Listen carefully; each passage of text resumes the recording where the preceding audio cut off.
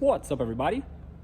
So today not so much casual, a little bit more business attire. We're filming for some more content on our comfort zone training series that we're going to be putting out there here shortly. So which I think is pretty fitting that I've got Metal Lab here on my shirt, because that's exactly what I want to talk about today. I want to talk about spurs. You know, it's a known fact that, you know, when you got a horse that's a little bit more feely or fractious, or a young horse, you know, until they learn to respect the leg and get off the leg and move away from the leg properly, then you want to start without spurs and then eventually, you know, move on to putting on spurs. But I think that just like a progression in bits, which Metal Lab produced a series of bits for me that reflects the bits that I use in my 2-year-old, starting with the snaffle to you know, a smaller port, higher, you know, a little bit higher port, and you know, and different various severity of ports that I use throughout the year, the first year of training on my 2-year-olds, for instance. But I put the same. So, but when they called me and said, okay, well, let's make a spur, and I said, well, there's a lot of spur out there. I said, for sure, I love my spur, but I had at the time 2 pairs of spurs that I use, you know, and well, 3, because I also have a pair of grinders that I use occasionally. I don't use them very often, but occasionally.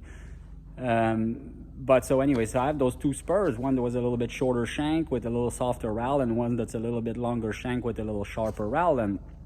And so I said, well, if you want to make a collection of spur, for me, I think the ideal would be to have 3 separate, well, I mean, I wanted 5, you know, but realistically we could do 3. So 3 different lengths of shank with 3 different rowels to accommodate different length in legs, but also mostly to accommodate different types of horses.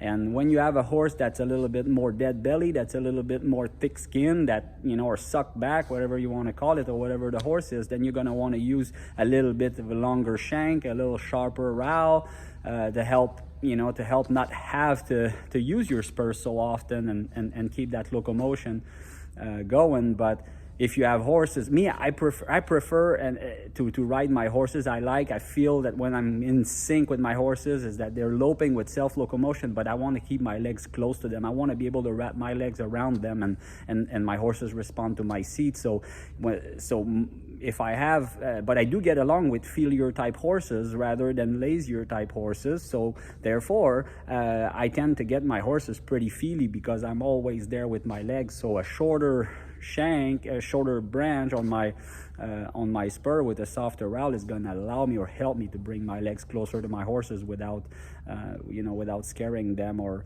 making them fractious. So here I'm going to show you what I have. So the first one is this one here.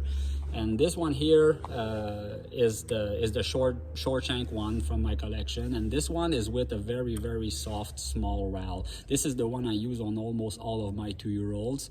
I rarely have a 2-year-old that I need to wear any more spur than that, even with the length of leg that I have. And I ride many older horses, or 3-year-olds or other type of horses, with this spur also. It's really, as you can see, it's a lot more used up than some of the others. That's because I wear this one a lot. And then this one here is a medium shanked one. So the shank is slightly longer than this one. And this rowel, which is part of my sister's spur collection, which I really, really like, because it's a very soft rowel, but it does have some bite if you need to push a little bit harder in the belly.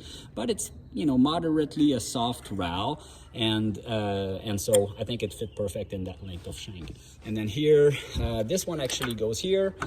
This one is the same short shank as the first one that I showed you, but with this very standard classic rowel that I love.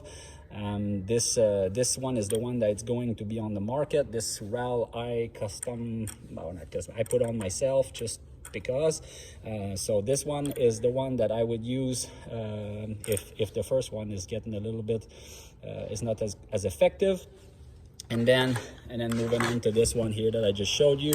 And then there's the next one, which is going to be pretty much the longer shank spur that I have in the collection, with a little bit of a sharper rowel, which is also a spur that I use quite often on my more broke horses, or or maybe on the horses that are a little bit more suck back, but also through hotter days like in the summer when they get tired a little faster. Then I can get a little bit more done with this spur sometimes than having to use this one, versus when it's cold out and they're a little more fresh, then probably want to move down to this one. But anyways, all in all, what I wanted to say or talk about is just that I think that we should be as vigilant into changing spurs when needed to adapt to our horses, just as much as we do changing bridles.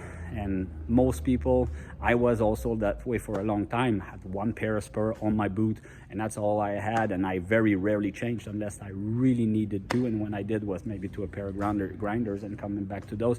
So whenever I decided that I was going to set up at least 3 to 4 spurs on various straps and have always handy, either in the arena or here in the tack room, that I can switch whenever I need to, all of a sudden I just became a lot more effective, and